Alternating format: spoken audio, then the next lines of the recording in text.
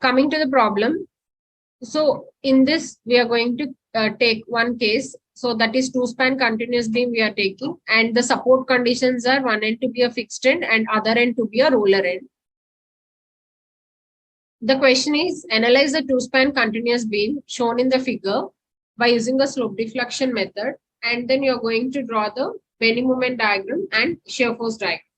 So this is the question given to us. So A is a fixed support, B and C span. Coming to this AB, you're having a 40 kilonewton, that is a point load, and BC, you're having a UDL of 20 kilonewton per meter.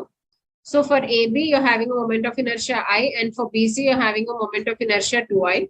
The span of AB is 4 meters and the span of BC is 6 meters. So this is the question. Now moving to the next. Step 1, you're going to determine the degree of the freedom. So for this beam, if you consider A support, so theta A is equal to 0, and whereas delta A is also equal to 0. And coming to B support, theta B is not equal to 0 and delta B is equal to 0. And whereas coming to C, here the rotation is not 0 and as well as the displacement is 0. So by seeing this, we can say that the degree of freedom is 2, that is theta B and theta C. So in this, you're going to find out theta B and theta C as your unknowns. And next step, you're going to find out the fixed end moments. So for this, we are going to find out the fixed end moments. So now you're going to consider each individual beam, that is AB and BC. So B and C supports also, you're going to assume it as a fixed supports, and individually for AB beam and BC beam, you're going to find out the fixed end moments.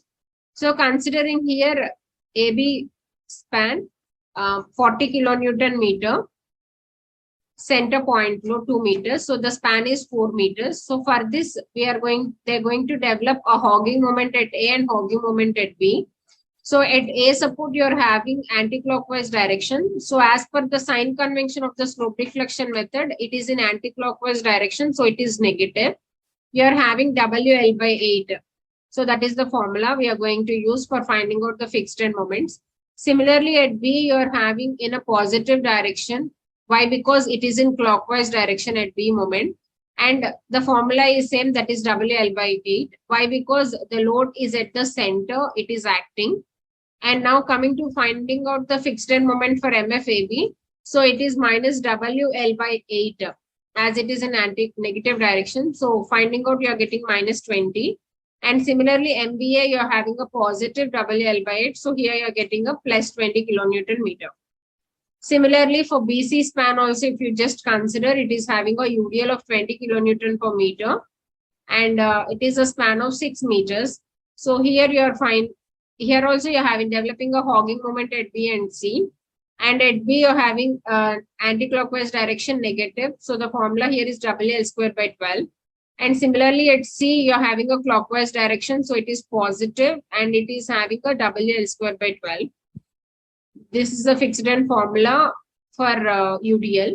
So finding out MFBC minus 60 kilonewton meter and MFCB as plus 60 kilonewton meter. So this is how you're going to find out the fixed end moments by making each AB and BC span to be a individual beams which are having a fixed support. So you're assuming in that way. And coming to the next, you're going to use the slope deflection equations. So this is the major slope deflection equation MAB. So MAB will be equal to MFAB plus 2EI by L into 2 theta A plus theta B minus 3 delta by L. Similarly, we are going to write for MBA also. So this is a slope deflection equation for BA span. So since there is no settlement in the problem which we have taken initially, so delta will be equal to 0. So now these two equations are reducing into this form, that is MAB is equal to MFAB plus 2A by L into 2 theta A plus theta B. Similarly, MBA will be equal to MFBA plus 2A by L into 2 theta B plus theta A. So these are the slope deflections we are going to use in the further process. Coming to the next. So by using these equations, as we know that for the beam, what we have considered, A support is to be a fixed support. Therefore, theta A will be equal to 0. So by substituting this boundary condition here, you are simplifying MAB equation to be minus 20 plus EI into theta B by 2. Similar way, you're going to use the MBA equation also, slope deflection equation. So by simplifying, you're going to get MBA will be equal to 20 plus EI into theta B.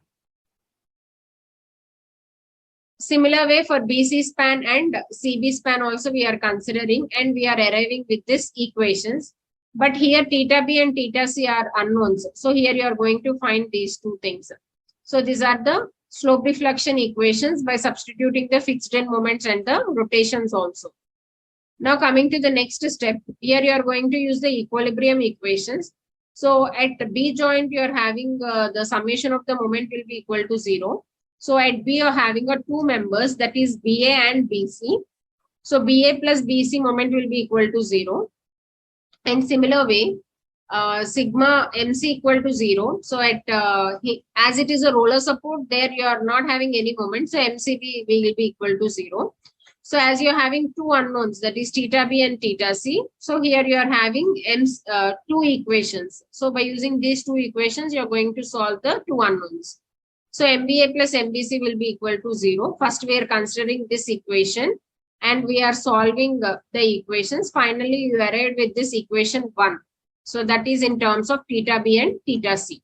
Similar way, next equation we have taken, that is MC will be equal to 0. That is MCB will be equal to 0. So on simplifying this equation, you are arrived with the equation 2. So by solving these 1 and 2 equations, you are going to get theta B to be positive, that is 35 by EI. So as per the sign convention, it is a clockwise rotation.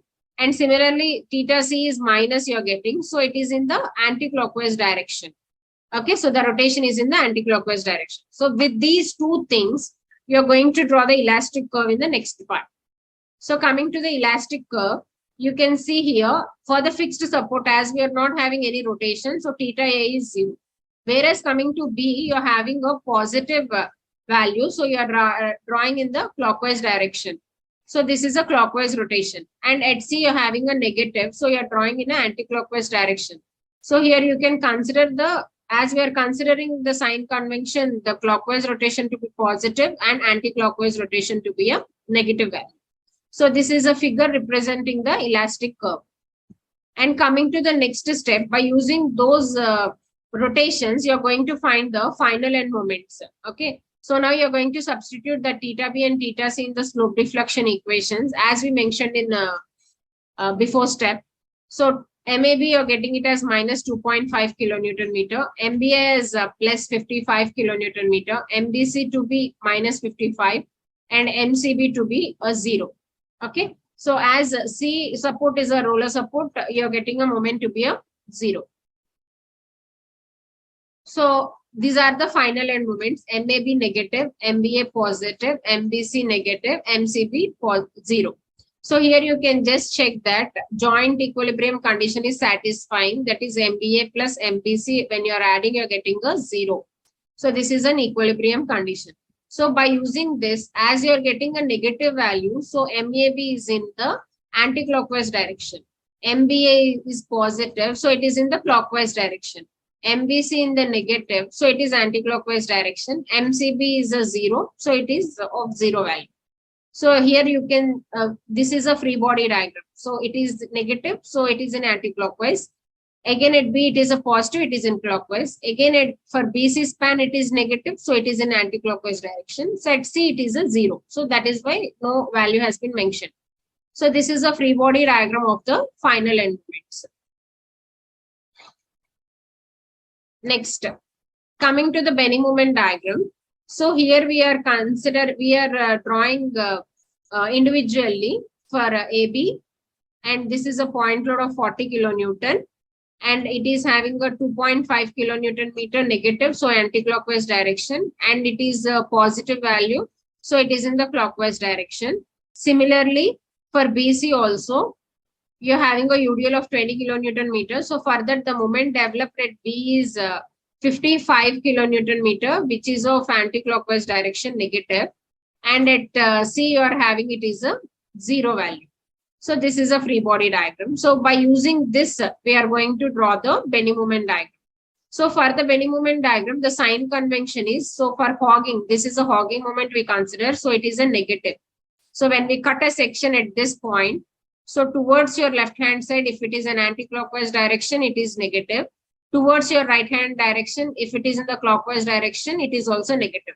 Similar way, when the arrows are heading towards upwards, so that means when we cut a section at this point, so at the left hand side, when the arrow is in the clockwise direction, it is positive. From the right hand side, when the arrow is in the anti-clockwise direction also, it is mentioned as positive. So this is a sagging moment. So these are the two sign conventions you're going to follow for drawing a bending moment diagram. So here you can see this 2.5 and 55 are in hogging direction. So these bending moment is in negative direction. So this is a fixed end moment, right? Final end moment due to this fixity. So due to this point load and the support conditions are reactions, so it is in the free bending moment diagram. So this is in the sagging moment. So it will be a positive. Similarly, here also due to this external load and the reactions, you're getting a positive bending moment. And due to this hogging moment, you're going to get a negative moment. So let us see now. So due to this point load at the center, you're going to have the moment developed at the center is WL/4 for a simply supported beam. So it is of 40 kilonewton meter. So it is of triangular, and for simply supported, it is a hogging in nature. Therefore, it is a positive. Similar way, for this UDL, you are having a WL²/8 for a simply supported. So you're getting 90 kilonewton per meter. So as it is a UDL, you are having a parabola, and it is also positive in nature.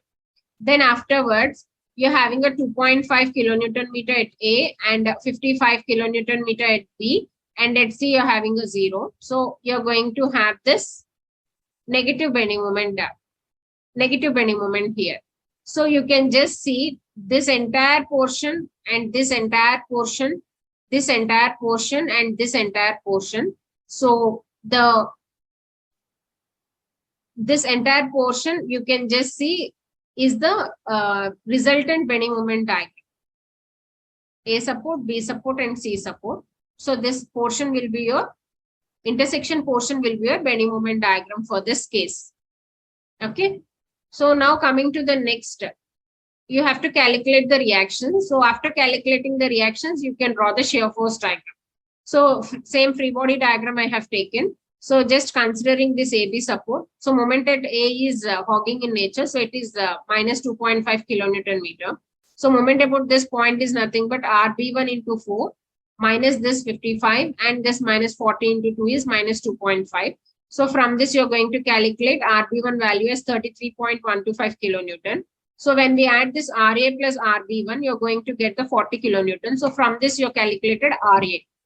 Similar way for BC span also, if you just take moment about C is 0. So now RB2 into 6, this minus 55 and minus 20 into 6 into 6 by 2 due to the UDL will be equal to 0. From this, you calculated RB2 as 69.16 kilonewton.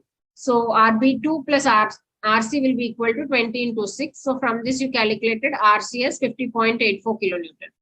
So this is how you calculated the reactions of RA, RB1, RB2 and RC. Now we are going to draw the shear force diagram by using this. So coming to the shear force diagram. So first, this is a free body diagram, what we have chosen. So from this, you can just take the sign convention. So if you just cut at any portion and if you just take an element, so if the arrow from this side is in upward and towards the right side, if it is in downward, so that means it is having a positive shear. That means it is like a clockwise. So this is a positive shear. So when we cut a section here at the center point, towards left, if you're having an upward arrow, and towards right, if you're having a downward arrow. So that means it should make a sense of clockwise direction. So then you can call it as a positive shear. So the opposite way, that means when towards your left, you're having a downward and towards your right, you're having a upward. So then it will be a negative. So that means it is in the anti-clockwise direction. So this is a negative shear. So here the bending moment and shear force sign conventions are different. So you should follow these sign conventions.